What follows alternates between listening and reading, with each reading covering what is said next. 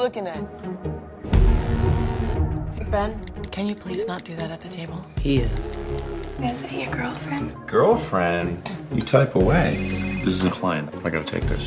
Hey. Alright, dude, I found it. What do we write? My name's Jessica. I loved your song on your page. It touched me. Hey, boys. Doing homework? Or that? Hey. Have you used a MasterCard for something? No. I want to know why the credit card isn't working. The following review is brought to you by the tears of 20-year-old men. No shit. Specifically, definitely, the majority of those tears by 21-year-old men. And for those of you who just by chance didn't look at the title of the video and you're not sure what we're talking about Disconnect. The new movie that I had no idea about at all. I never saw a trailer, never read the plot synopsis, anything like that. I honestly thought we were going to watch a movie where it was like some major hacker is like taking over every electronic for these different people and he's going to like fuck around and ruin their lives with that or something like that. I thought it was going to be like some science fiction type thriller. Nope, not at all. Not at all. But that's not necessarily a bad thing. And then, like, okay, so we got a early screening of this, and we couldn't make it, either of us. And so it came out in theaters today in Chicago, and yeah, we just went here. So when you got the tickets, I was like, oh, Disconnect, I've heard of that, yeah, I'll see that. And you had no idea what that was. No fucking clue. I like I said, I never saw a trailer. And I always, like, passed by it, and I just, like, never thought, let me take a look at this. Even though I like Jason Bateman. And he hasn't come out till, like, later. Was he in the credits, in the opening credits? Yeah, he was the first name. Oh, really? Oh, yeah. No wonder I missed it. Because, like, for a while, I was like, where's Jason Bateman? Well, you said, like, isn't Jason Bateman supposed to be in yeah, this movie? then he kind of popped up. But, anyway, this movie let me do a quick synopsis of this. Try. Yeah, I know. Without giving much away, it's a movie that has like different stories that are kind of intertwined. Some of them more than the others. Yeah. So, for instance, one of them you got, or the one that it opens up with, is Max Theriot. Oh, no. I don't know how you pronounce this, Max. Max the Riot. He plays this 18-year-old kid who was doing sex chats like online. He lives in a place where it's a bunch of different kids runaway kids and doing live sex webcams. Yep. Basically. They're just and I don't even want to say it's like pretty, they don't show it's pretty dark stuff. This is a dark movie. Yeah, they don't want to show it. They don't show anything, but the guy like Max the like some of his opening lines of dialogue are like, well, do you want to? He's like jerk off. Or he's something sitting like that? next to like penis pumps and like Yeah. plugs and stuff like Yeah. that. All these different sex toys. So you can only imagine what goes on there. And he's talking to this woman named Nina Dunham, played by Andrea. Damn, these Lena names. Dunham's in this movie? No. Yeah, I was hoping not to mess that up. Now you just fucked me over with that. Nina Dunham, played by Andrea Riseborough. You gotta have complicated names, people. Someone who looks like Vera Farmiga's sister or Judy Greer's sister. Yeah, which is to say, really attractive. Yeah, she is. And she's playing a news reporter who is talking to this kid in order to get a good story out of him. Yeah, she wants to have a story about this whole kind of runaway sex thing. Yeah. What I just said. What? But that's one of the stories. Then you got Jason Bateman and Hope Davis playing parents to this. One of their kids is like a kind of a bratty teenage girl, just typical white suburban girl. I don't know. And the other kid is this kind of a loner type, definitely introvert, has really really good taste in music. There's a point where they mention like his two favorite bands are Sigaroos and Radiohead, and I was like, oh fuck, that's me. And then there's a picture of Clap Your Hands Say Yeah. Yeah, there's a Clap Your Hands Say Yeah poster in his room, which is like, none of you know that band, but I do. Me and this one kid. But that story it deals with him and these two bullies who are picking on him for no fucking reason, other than the fact that he looked at them. Well, they're like punks, and he's like looking at them strange, like, what the fuck are you looking at? And then all of a sudden they find him on Facebook. No name, no. Oh, this guy just. I think it's possible. I think it's possible. Yeah, but this guy looked at us weird. Let's go through a whole effort. Look, no, we don't know anything about this kid, but we're gonna find this kid. Well, they're punk bullies to begin with. I mean, yeah, I think they would make that effort to go find this kid. And I think it also made it easier the fact that they go to the same school, so they probably were able to find him easily. Yeah, but they didn't know they went to the same school until okay, he went we'll get into that later. Right now, this is just a synopsis. So they made a fake profile of a girl in order to like pick on him. Basically, catfish. Yeah, they're catfishing him. That's another story. Then you got Paula Patton and Alexander Skarsgård playing a married couple who have recently lost their child at a very young age too. I mean, like they lost their baby. Yeah. And they never say why, but as you can tell, it's traumatic. It shattered them completely. Especially Alexander Skarsgård, who's just like a shell of a man now. He's like he's just stuck. Well, like both of them. Yeah, I mean they're both really bad, but Paula Patton is like trying to you know, at least talk about it when Alexander Skarsgård is just like just doesn't care about anything anymore. So she goes on this support group like chat room, and there's this guy she keeps talking to, and they find out that their credit card information has been stolen, and also all their money is gone. Yep. And they team up with what's his name? Frank Grillo. Yeah, Frank Grillo, who's I guess internet crimes. Private detective in a way. Cyber crimes. He used to be a cop, so now he's doing cybercrime stuff. And they're basically just trying to find out who did this and why. Yeah. And see if they could get their money back together. So all these three stories somewhat intertwine with one another. Yeah. If not in theme, then it's just like, okay, one character, like for instance, Frank Grillo is on like two of the stories. Yeah. You find out he's parents to one of the bully kids. Jason Bateman is a lawyer for another character. Stuff like that. It kind of reminded me of Babel or Babel. I forgot how you pronounce it. Babel, I think. I don't know. But it kind of reminded me of Babel or Crash. Crash, definitely. But it's still a really interesting movie. I haven't seen Babel or Babel, so I just kept thinking like, oh, this is gonna be like Crash. Yeah. For the internet age. Well, let's go into the good. Which there is a lot. Yeah, you love this movie. I like it a lot too, but I think I had more problems with it than you did. Probably. But go ahead. Since you love it, I'm gonna let you go ahead and just start talking about things you loved about it. Kind of like Crash. Like you go into it and you think it's about like all interconnected characters, so obviously they gotta set them up. But how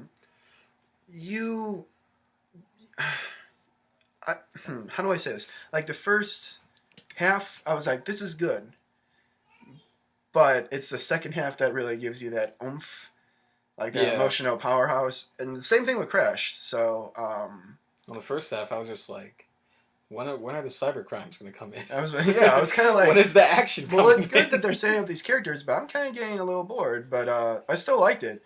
No, you know what? I kid, but at the same time, I was honestly never bored by it. I was totally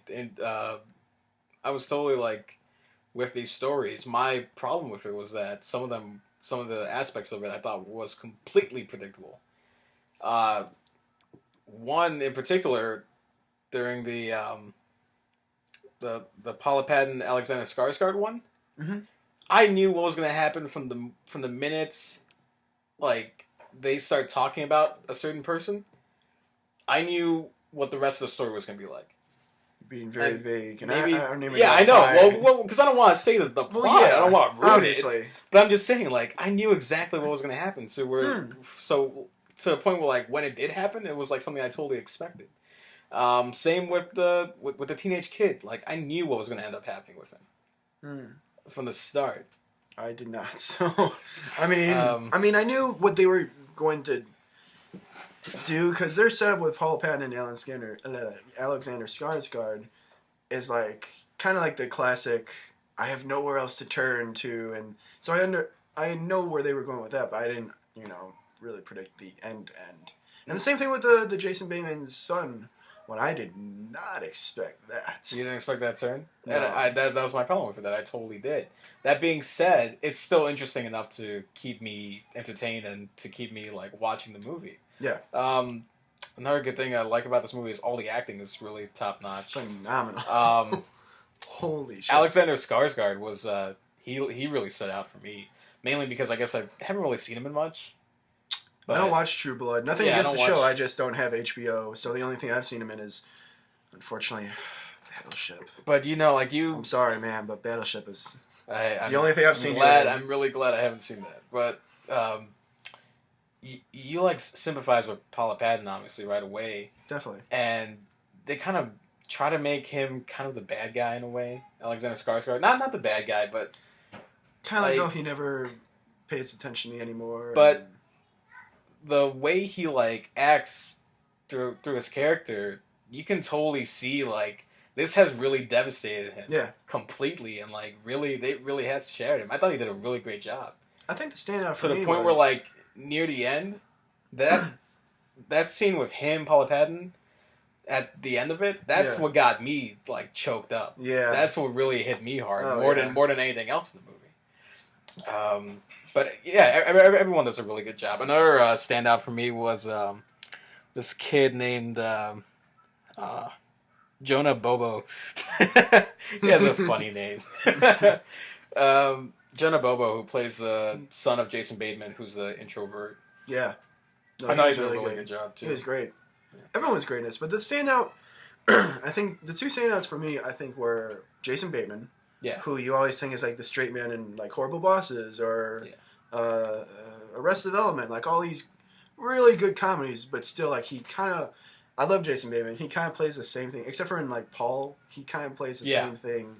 And this one, it's a straight dramatic. Like he gets, he stretches his actability. He does. Gets dramatic and angry. it's good to see him in a role like this. I'm glad like they gave him a role like this. Yeah. So because he shows that he has more acting capability than just being the straight man.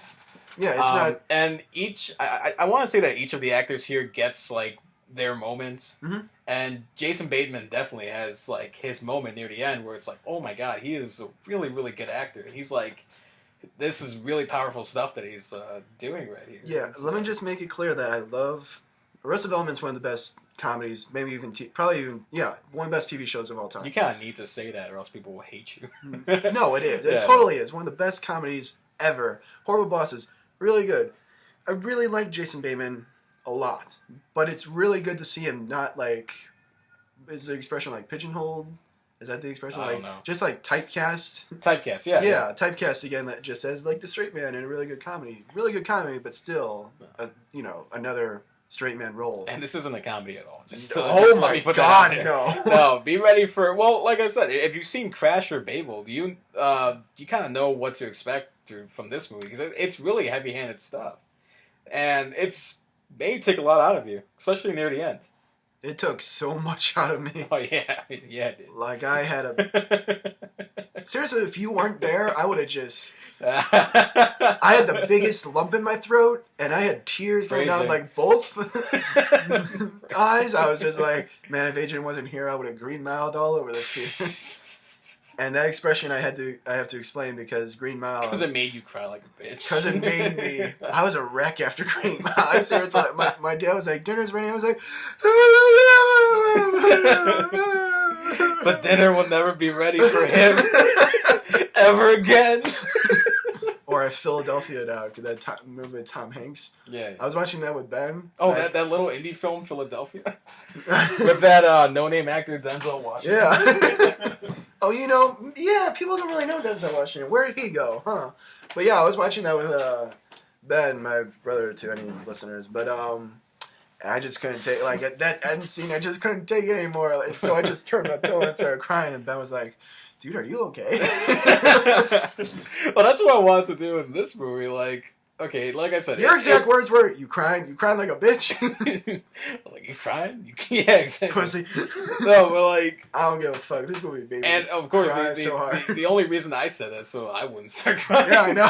Because I was choking up too. Like I said, Near the end, especially when everything kind of comes together and it gets like Yeah. really fucking emotional. There's a slow motion sequence with the music, like just everything you've seen and the music in that scene. It's just that's what really got me. I was like, oh my god. I like that scene too. I like how it's filmed. It may seem a little tacky. Yeah, but it was I think it worked. I think it worked well. For a movie like this, you need like good editing, like between the stories, Yeah. so it doesn't seem like you're taking too long on one thing and then just rushing it on another story. And I think the editing in this movie is really good. How they pace each of the stories, especially in that scene we're talking about. Right. The other standout that I wanted to mention was the guy who played Kyle. Max. Yeah, Max Stereo. the 18-year-old. Yeah. Okay, so I only know that guy by name because he was in that. I didn't see it, but that supposedly terrible Jennifer Lawrence 4 movie earlier this year, House at the End of the Street. Uh-huh. And this is the first time I've ever seen him, I think. Yeah, look him up on IMDb. If you've been watching Bates Motel, he's in it. He's oh my god, who is There he is, Dylan Massert. Dylan Bassett. I want to say he's the brother of Norman Bates. I totally forget. But I thought he was fucking great. Like, yeah, he is. He's Norman Bates' brother in the show. Like he just you feel sympathy for this guy, but he's kind of like not the comic relief, but he's kind of like a guy who's like, yeah, man, whatever, it's cool, kind of. But he also has like depths and layers and like real. Well, I think the whole thing that works with his character is the fact that he's portrayed as this really young kid almost, and it does kind of feel that way sometimes. Like he's still like a child who needs protection and doesn't really know what he wants, even though he says he does and stuff. Yeah, like he needs guidance. Yeah, and he does do a really good job playing that. As playing someone who like he thinks he knows what he wants, but he's like kind of confused at the same time, and he does a great job. Everyone does a really good job. Yeah, and Frank Grillo, who has been in everything recently. Warrior, The Gray. Oh seriously, hold on. Public service announcement. If you haven't seen Warrior, what the hell is wrong with you? Go watch see Warrior. It's so good. Warrior, End of Watch, The Gray, and Minority Report. At this point, if you have Frank, Zero Dark 30. He was in Zero Dark 30? Yeah, I remember seeing him. Oh, cool. I remember being like, oh, it's him. Wow. I completely forgot that. Yeah. But, I mean, with all those movies that I just mentioned, it's at this point where if Frank Grillo is in your movie, chances are you have a pretty great movie on your hands. Yeah.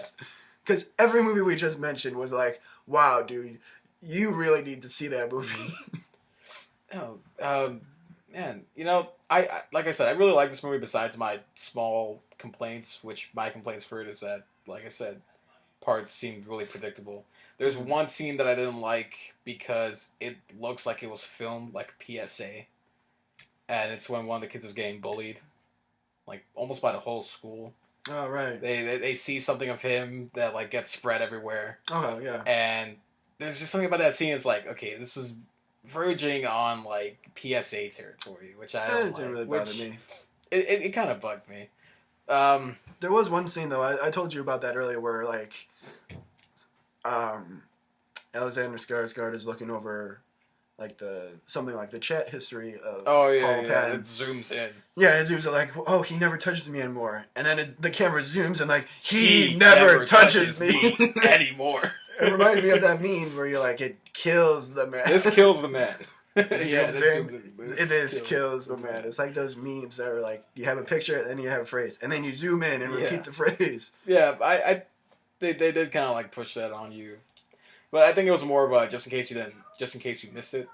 But it was more like, just in case you missed it, look at it, fucking look at it. Yeah, exactly. That's what it felt like. I was like, come on, guys. But first of all, if you heard, oh, it's like Crash, well then fuck that. I don't know what the hell is wrong with you. Crash is an amazing movie. I don't get the backlash against Crash. Crash isn't a bad movie. I mean, Crash is a fantastic movie. I can see why certain people don't like it, but it's about a swindle. It's a sledgehammer. But the only reason I'm comparing it to Crash is just for the story structure. Yeah, me too. Not for the tone of the film or anything. Yeah, it's not really race related or anything. They're both dramas, but they both have their own separate message. Mm-hmm. And this one I think is kind of a better message than Crash, because like I said, or like you said, Crash was kind of like sledgehammering Yeah. its subtext into you. Where Yeah. this one is more kind of subtle. Like the whole thing has to do with social media and like cell phones, internet in a way, but it works well with the film. It's never like, don't go on Facebook because this. Oh, put down your cell phone. You shouldn't text as much because you should love your family more or something like that. It never does anything like that. When I saw the trailer, I was thinking that I was like, this looks really interesting. I really hope they don't like force home the message like internet bad. Yeah. But it really it doesn't. It shows like the dangers and caution that could be on there of like a whole, because it's come to the point in our society where it's basically like if you post something on Facebook, if you do something on Twitter, if you text someone, that shit's going everywhere. I think the bigger theme of the film is just trying to fix things. Yeah. You know, you mess something up, how do you fix it? And some mistakes are worse than the others. Some things you can't fix at all. Yeah. And just how do you move on from that? Yeah. Like, the two standout stories for me were the ones with Alexander Skarsgård and Paula Patton as the grieving parents who are kind of coming together over this whole money issue that they have. Yeah. In a really different way. I mean, I don't want to say what they do, but it's kind of cool, and I kind of like that they went there with it. Mm-hmm. And then the story with Jason Bateman. Yeah, Jason Bateman and Jonah Bobo, of this kid who's being bullied for absolutely no reason besides being different and having good taste in music. Those are the two standout stories for me. But that's not to say that the rest are like boring or anything like that. I actually really liked all the stories, including the one with the reporter and the 18-year-old. It was that one like all the stories kind of they slowly snowball and escalate, and you're like, and by the end you're just. And I think the thing I love about it the most is that they don't all get completely resolved in a way. Yeah, I mean they do, but they don't at the same time. I want to tell you, it's more like, okay, they all have their ending, but it's more like, it's not like, tread carefully here. This is what happens, and now everything's fine. It's more like, well, what can we take away from this, and what did we learn from this? Exactly. Oh, that's the perfect way to describe it. Yeah, because man, audience, listeners, I want to tell you so much. Like,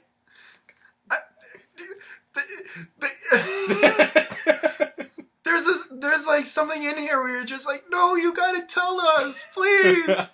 Don't you do this to me, filmmakers. You are sadistic if you don't. But they did, and you know what? I love that. I love the way it ended. And I'm talking about the last shot of the movie. The last shot I love it. It's totally powerful, and it totally worked for it.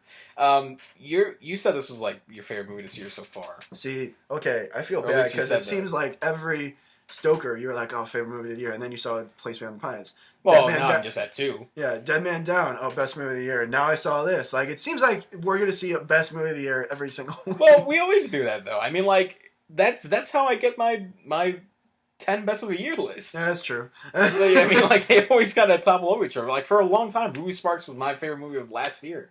And then Django Unchained. Then Seven Psychopaths. Then Django Unchained came out. I'm pretty sure I'll be saying the same thing about Star Trek. But yeah, this is. Oh my god, this movie blew me away. You saw me after the movie. Yeah, I couldn't move. Is it my favorite movie this year? No, but it's definitely in my top favorites of the year so far because it's a really, really good movie. I love this movie. You just loved it more than me. But that being said, I think we can go to the ratings now. It's really heavy. Don't think, oh, this is just going to be a light little story. Just a movie to, kill time. No, man. Oh, another thing. After this movie, you'll be like, oh, I need a drink. One more thing that's, like, not really complaints, but it's just, I didn't think that the cinematography was anything really special until it went to, like, certain scenes. And when it did that, it just kind of reminded me of more like a music video. See, I didn't get that at all. In fact, I actually really like the cinematography. Like, the opening scene with the skateboard. Yeah, but it just seemed like, okay, they want to do one thing to, like, say... Because it starts out kind of, like, on a webcam in a way. Yeah. Then it switches to that skateboard cam. Mm-hmm. So once again, not knowing anything about the movie, I thought it had to do, like, this is going to be about, like, kind of viral videos and social media and how it affects us and stuff like that. Then it just goes to being a regular movie. Being filmed normally. Yeah. And I just thought, like, oh, okay, well, that was kind of cool. But I don't know what it Yeah. added to anything. I mean, I don't really have a lot of problems. The one big problem that I have is that the Jason Bateman's and what's his name, Jonah Bobo? Jonah Bobo, their storyline Sounds like a dog. It sounds like someone's pet. Jonah Bobo. Yeah, we'll go on. No offense, Jonah Bobo. You're a really good actor, just you're in really case you good. listen to this for whatever reason. Yeah. Oh man, and your brother Jonah Hex is awesome. Really? You had to fucking go there? Or Jonah Hill! And then it's Jonah Hex. Jonah Hill. No wonder. It's Did I say Jonah Hex? You did say Jonah Hex. I forgot that even came out. That movie. I forgot that was even a thing. What the fuck? Wow. That went weird. But, I mean, yeah, the initial setup, like, how did they find this kid on Facebook? They don't know anything about him. Like I said, that never bothered me. But yeah, exactly. I can see it happening. It kind of bothered me just thinking about it afterwards, but enough where it's like, it's just a setup to get into the other story. And the rest of the story, the meat of the story is so good. And it's a complaint, but I don't really care that much that they didn't develop it so wholly because the rest of the story is so good. Right. So, yeah. And if anything, they made up for it with a really good soundtrack. And I'm talking about both the music in the film itself and the music, music from different bands that was used in the film. I just find it funny, like, we're discussing a movie about disconnect and you just got a Facebook message. Yeah, I know. Hey, man, what's up? You want to see disconnect? Yeah, I think we should go to our ratings.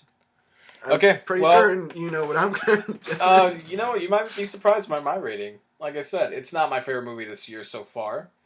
But that being said, I really love this movie despite my problems with it. And it's good enough where I really want to recommend it because I know not a lot of people are going to see it, and I want a lot of people to see this movie. Very small movie. I've only seen like one advertisement. It was during like the NCAA, I think. I don't know. I didn't see it. I don't watch basketball either. So I was completely disconnected from this film. I didn't see because I didn't see the trailer or nothing. I didn't know about it. See, I used the pun kind of like you. Jokes. Jokes, man, jokes. Oh man, I shouldn't have done that.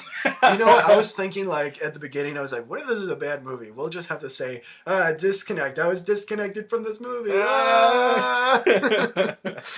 But it was a good movie, and because of that, it was a really good movie. And because I want a lot of people to see it, and I want it to have the recognition that it definitely deserves, I'm going to give this 4 out of 4 eyes. I really, really love this movie. 4 out of 4. As much 4.2, 4.3, 4 out of 4. More! It goes up to 4. It needs more! No, 4 out of 4 eyes. Yeah. Absolutely. This movie blew me out of the water. This is fucking great. I loved it. It affected me so much. Like I said, you saw me at the end. I was actually thinking like, all right, should I just excuse myself to the bathroom just so I can be like, go cry? just to be like, Adrian can't see me like that. or kind of, God, I will get that better. I will get better. My driver was there too. Yeah. My driver said, "Use a bitch." Crying and shit. You gotta see a movie like a bitch. You gonna cry like a bitch.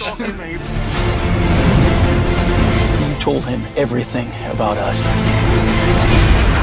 Do you have any idea what you've done?